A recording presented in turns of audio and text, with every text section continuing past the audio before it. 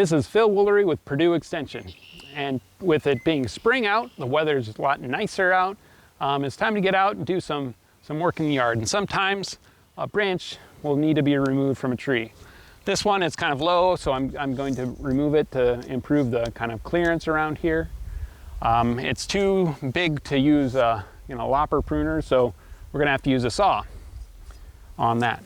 So with a saw, we can just start cutting on there, and I'm going to show you the improper way to do it first, and tell you, and you'll see why it's the wrong way to do this. So if you just cut, we're just going to do a one cut here and remove this branch.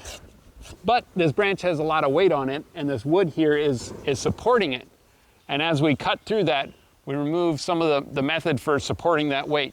So we're getting more and more weight on smaller amounts of wood. And once it reaches a certain point, you can hear that cracking, it's going to break. And you see what happens here? This bark at the base is still attached, and it will rip. Sometimes you can get it ripping into the main stem and cause a kind of a large wound, and that will be bad for the long-term health of that tree. It can lead to insects and disease and decay entering the tree.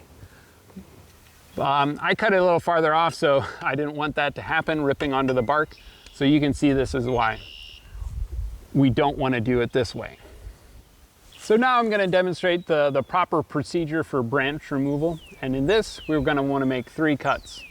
So the first cut, we're going to go a little farther up the branch. We're going to eventually remove it back right outside the branch collar, but the first cut we're going to make is from the bottom. It's a little harder, this tree's a little taller, but we want to go up maybe about a quarter of the way through this branch from the bottom. And doing that, you're going to kind of cut that bark at the base, so you won't get the bark ripping. So the next cut, the second cut, we come up, move an inch or 2 out, and then we cut from the top. And then when we kind of get through, the weight of this branch is going to break, but since we've already severed it, we're going to have a kind of a clean cut there. See? We didn't have the ripping happening there at all. So that's our first cut, second cut. And then the third cut would be kind of a cleanup cut. So we come just outside the branch bark ridge here, outside the branch collar. We don't want to cut into that because that can harm the tree when it's trying to heal itself from this wound we're creating.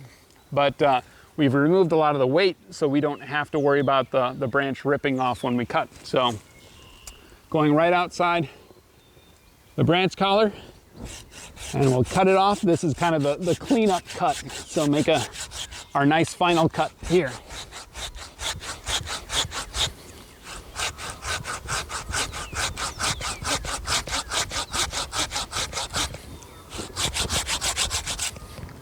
Like that. So we've got our branch removed, and it's a nice clean cut here. We didn't have any bark ripping down here, and we've stayed outside the branch bark ridge or the branch collar, and so this tree will be able to seal this over and close this wound up. So remember, when you're cutting larger branches, you want to do 3 cuts to remove that branch. You cut from the bottom a little bit, then move out and cut from the top, and then when that falls off, your third and final cut is kind of your cleanup cut. You do your final cut right there at the spot where you want to remove that branch. So this has been Phil Woolery with Purdue Extension. And if you have any questions about tree pruning or anything related to trees, I'll leave them in the comments below, or you can reach out to me directly.